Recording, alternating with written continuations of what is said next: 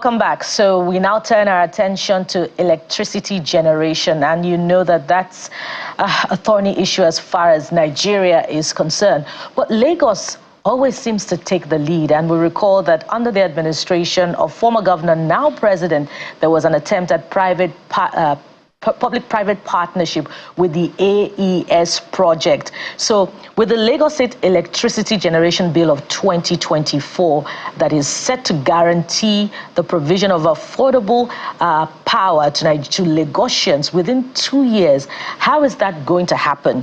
Joining us to have that conversation is the Commissioner for Energy in Lagos, Mr. Abiodun Ogunleye. Good morning and welcome to the program, Mr. Ogunleye. It's good to have you. Hey, good morning. How are you doing? Very well, and we hope you're doing good as well. So let's dive into it straight away. We understand that it's a 21-part provision bill. Help us understand the key provisions in that bill and how it is going to, revolutionize power generation in Lagos State in 2 years. Okay. Well, the first step is that the Governor Babajide Sanwo-Olu set out in his second tenure with the Teams Plus agenda. And at the center of Teams Plus agenda is making the city a 21st century city that all of us will be proud of. And that immediately implies that we have to eliminate the culture of blackout that is predominant in the city. And the starting point for this game-changing opportunity is the constitution that enables, the changes effected in the constitutions that enable states to be able to legislate, regulate their respective power markets. And the immediate implication of that is that the federal law followed immediately. I mean, that was one of the very first things that Mr. President effected as soon as he became president. And immediately he signed off that, the door was open for people like states like us, Lagos State, to effect our own electricity bill. And our electricity bill is currently with our State House of Assembly, and we had the public hearing. We're moving on to have all the issues reviewed and finalized. Once the government signs it off, we have the framework and a well-documented platform for us to ensure that we say farewell to the culture of blackout.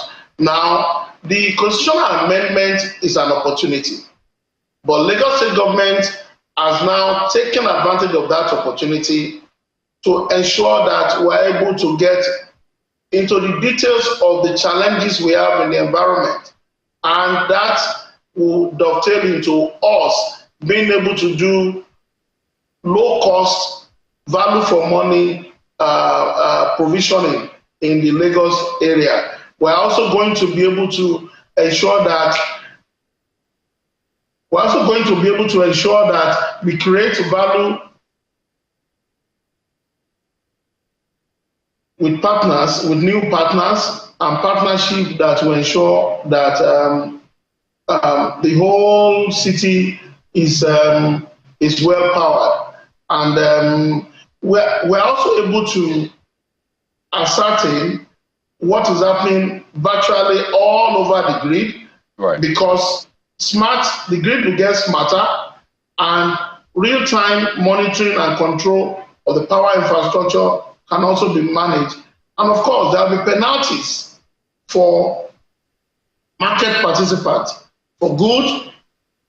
There will be penalties for good behavior, and there are penalties for bad behaviors, and incentives for good behavior. All right, Mr. And so to make this happen. Pardon me, you can land on that point, but there are a couple of things we need to quickly walk through, because this sounds very good for Lagosians. So let me just break it down. the average Lagosian, depending on where you are, gets varying, hours of electricity supply daily. Some get maybe 10 hours or less or more, again, depending on your band. So first question, obviously, is will this guarantee 24-hour electricity supply? That's one. You can answer yes or no, then I can put in the next one. Will this guarantee 24 hours supply? Yeah. Over time, it will, because the banding culture will have been substantially modified. So what is the time frame you're looking at to that? What is the overtime time frame? Now, the law provides for a cycle of 2 years. So in the first 2 years, we are going to be working very hard to try and make this happen. All right. So speak to us. What then happens to the current arrangement? Because I know a lot of people are scratching their heads. I'm already on Ikeja Electric, or I'm on Eco. So does that mean, would it be subsumed? Would they still have their own, operations? And then this will be like a mobile telecommunication service provider where you can just choose, I want Lagos. How will it be operationalized? No. Well, Mr. Governor Sanwo-Olu's objective is this: electricity is for all. All right? So, and electricity is a physical business. So it cannot be quickly restructured and like the mobile infrastructure. But we are recreating the way the business is done, where more parties are coming in, more investors are coming in. The private sector is being encouraged to come in and play in all segments where we have gaps. What he has done is to first and foremost say, hey, gentlemen, let's de-risk this market. Why will money not flow here? And based on that, we have been able to come up with a new market design, which is enshrined in the law, that ensures that market cash flow is preserved. And based on the preservation of the market cash flow, investors can see where they will get their returns from, and it will just make for, it's practically democratizing the space and ensuring that participants are able to meet the needs of the people. They can put the right capital required into what is required on a localized network. So we're going to be having a mixture of both federal support, our own support, and then the private sector people, all of us coming together to say farewell to the culture of blackout in the city. So essentially what you're saying is once you create that energy market in Lagos, Lagosians, some connected to the national grid currently, maybe Ikeja Electric, can decide to say, oh, I'm ending my service with Ikeja Electric and I'm joining the Lagos market, a service provider within the Lagos market. Is that what's going to happen? No. Okay. Ikeja Electric, Eco Disco are going to be part of the Lagos electricity market as active market participants. They will continue their business, but segments of the business that are not doing as well, that they are not able to service in an efficient manner, we have arrangements in place to ensure that we transition to more efficient servicing of those segments. What we are saying is that, one, the new market condition provide for additional players. Instead of having a big disco, we're going to have smaller retailers, smaller resellers that are able to deal and contract across the board. Ikeja and Eco Disco will continue to operate the network, and if we have additional network opportunities between the market regulator and all the market participants, they will agree on where and how to deal with those opportunities. But definitely, what you see today that look like, and I call it market monopoly or something, will be broken down substantially. Okay, so we understand that Lagos is also set to build 5 new power hubs across the state. Is this part of the provision of the Lagos State Electricity Bill 2024? And if that is it, what in the component of the over 2 trillion naira budget of Lagos for the year is devoted to this? And do you already have partners identified, who are going to work with Lagos State government for the provision, for the construction of these hubs? Help us understand what it will look like. Okay. The hubs is one of the partnership that is coming in to help us strengthen the outcomes in the market. For the market to be successful and truly independent, we need to have additional generation capacity. In addition to additional generation capacity, some of the deficiencies that we have in the market today include the lack of supporting infrastructure for the industry. A lot of components and maintenance are still being domiciled in foreign currency. So the market or the energy hubs are flowing out of the federal government initiative to build new lines from Geregu into Lagos. It's a TCN project. So we are not going to make the mistake of allowing those vast acquisition of land to just lie fallow. So what we are doing is that we are taking charge of the spaces annexed to those infrastructure, and we are putting up what is required to ensure that those substations always have supply. So those supply can service a 132 kV network in a very appropriate manner. All right, so let's step back a bit. Will this be just distribution alone, or it's a whole gamut from generation to transmission and distribution, just to be clear? It's the whole value chain. Oh, fantastic. It's the whole value chain. So you'll be involved. Starting from engaging with the federal wholesale market, federal institutions in a most appropriate way to ensure that the best value, the low cost, and as low as cost efficient we can be. And then we move on to generation. The TCN needs to do a couple of things to be able to be actively engaged as a market participant. Then we also need to ensure that across the value chain, we are not unaware of the gaps in distribution and the challenges we have delivering the last mile, which is metering. So the law actually provided that it is illegal for anyone to supply you electricity on an estimated bill. So on a step-by-step, on a household-by-household, feeder-by-feeder basis, market participants and resellers and sellers will have to ensure compliance with these rules. Well, it's one thing for the law to say that. It's another thing in the reality, and you know that the reality is way different. Even getting meters to the customers, transformers, and the rest, the customers bear the burden. So I wonder if you're saying that Lagos will build a generation plant, or at least would open up the doors for investors who want to build generation plants, or you're going to leverage on other generation plants and maybe get power from them. That's on the one hand.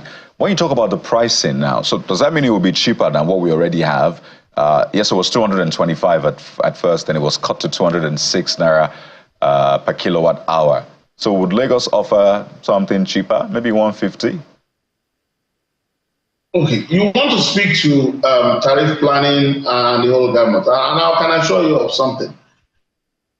Governor Sanwo-Olu's key objective in this is that electricity must be affordable and available to all the citizens of Lagos. very simply stated.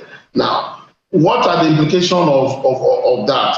We have to source for low-cost generation option. Now, remember that most the fossil fuel options that we have today is largely driven by foreign currency denominated gas. So we are trying as much as possible to see how we can engage more than 2 gigawatts of renewables. And you know, operating cost-wise, renewables are a lot cheaper. Over and above that, the retailers will also be allowed the incentive or the opportunity to look at local feedstocks that they can use to enable availability within their grid, within their network. So that will make it that will make it cheaper in the long run. A lot of incentives will come in. We also have a lot of industries and operations that have facilities that are locked down overnight and all that. So they will have the opportunity to also sell to the grid, because we are coming up with a net metering policy that allows them to work with their local grid service provider and ensure that where they have excess supply, no matter how they generate it, once it passes through the appropriate mechanism, they will be able to offload to the network. Currently, a lot of those capacities are locked down. And you should also remember that even on the fossil side, currently the pipelines servicing a lot of our power plants have a lot of restrictions. The law will also ensure that assets dedicated to the provision of electricity have open access, and that is so fundamental to ensuring that it's a free market environment that we are creating. So knowing that transmission really is the bulk of the challenge, taking off what has been generated and feeding it off to distribution. Following up on Kayode's question, is Lagos now prioritizing building, expanding infrastructure in the transmission space, or Lagos is building infrastructure to support generation? The federal transmission network will continue to be the 330 based on what is coming up. We will be running the 13233. So the immediate implication of that is that whatever gaps that there may be in the 132, we will have to take care of it. And we're not just going to take care of those gaps, we're also going to ensure that they are sustainable. And then we're going to be working with TCN to find, to resolve some of these challenges. As I said to you, TCN is doing some work in the Lagos area, and we are reinforcing a lot of the work they are doing, and it can only get better. Now, you may not be right that you see, TCN is available 90% of the time, despite the various